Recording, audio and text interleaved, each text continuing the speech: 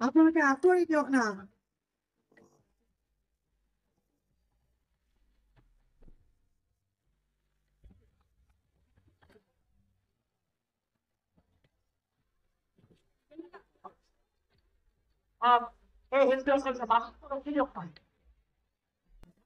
আপনাকে ঘর পাতে হবে না এই বলা হয়েছে রাজুকার ঘর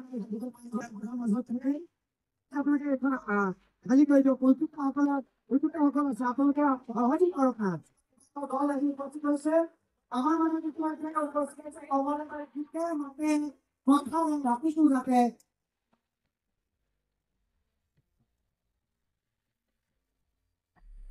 এনেকুৱা লাগিছে সেইটো আৰু মই মানে ভাষাই মই প্ৰকাশ কৰিব নোৱাৰো। কাৰণ আজি শিৱসাগৰৰ ৰাইজে মোক ইমান মৰম চেনেহ দিলে, চাৰিওফালে মই ঘূৰিলো, মই গমেই নাপাইছো মই ক'ত আহিছো, এনেকুৱা পৰিৱেশ। গতিকে মই বহুত বহুত ধন্যবাদ জনাইছো ৰংপুৰ শিৱসাগৰৰ ৰংপুৰ ৰাইজক মই অশেষ ধন্যবাদ জনাইছো, যিহেতু মই কোকৰাঝাৰৰ পৰা আজি শিৱসাগৰত মাতিছে।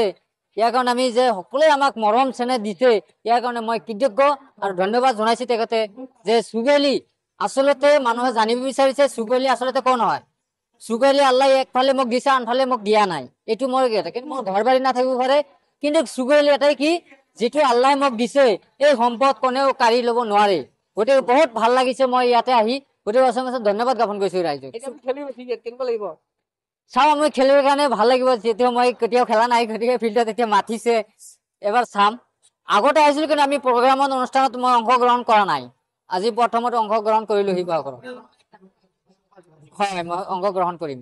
নিৰ্বাচন আহিছে এতিয়া ৰাইজে সেইটো বিচাৰ বিবেচনাটো ৰাইজে কৰিব পঞ্চায়ত ইলেকশ্যনত, কাৰণ উন্নয়নৰ ক্ষেত্ৰত ৰাইজে বিবেচনা কৰিব, কাৰণ ৱাৰ্ড সদস্য কাউন্সিলাৰ আছে, জিলা পৰিষদ সকলোখিনি ৰাইজে এবাৰ বিবেচনা কৰি কাক দিলে ভাল হ'ব না বোলে এইটো ৰাইজে বিবেচনা কৰিব। জীৱনত সংগ্ৰাম আছে, কৰি খাব লাগিব। এতিয়া ধৰক মোৰ ঘৰ বাৰী নাই, ভৱিষ্যতে মোৰ লক্ষ্য নাই নেকি যে মই ঘৰ বাৰী নবনাম, এনেকৈ ৰাস্তাত কৰি কেইদিন থাকিম। নিজৰ এটা কৰ্ম কৰি খাব লাগিব। যে মোৰ কেতিয়াবা বেয়া লাগে, কাৰণ ঈদৰ সময়ত এটাই কওঁ যে দুখীয়া মানুহৰ ঈদ নাই, দুখীয়া মানুহৰ কোনো ফূৰ্তি নাই।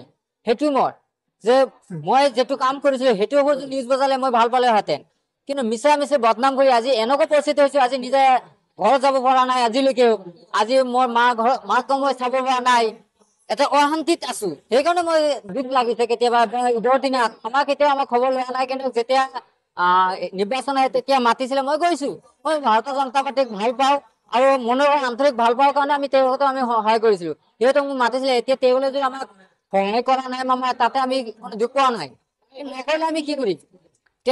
এতিয়া মোৰ সেইটো হৈছে যে মোক আজিলৈকে মোক কোনো ধৰণৰ সহায় কৰা নাই, কিন্তু তথাপিও আমি দুখ পোৱা নাই, আমি ভাল পাই আছো। I love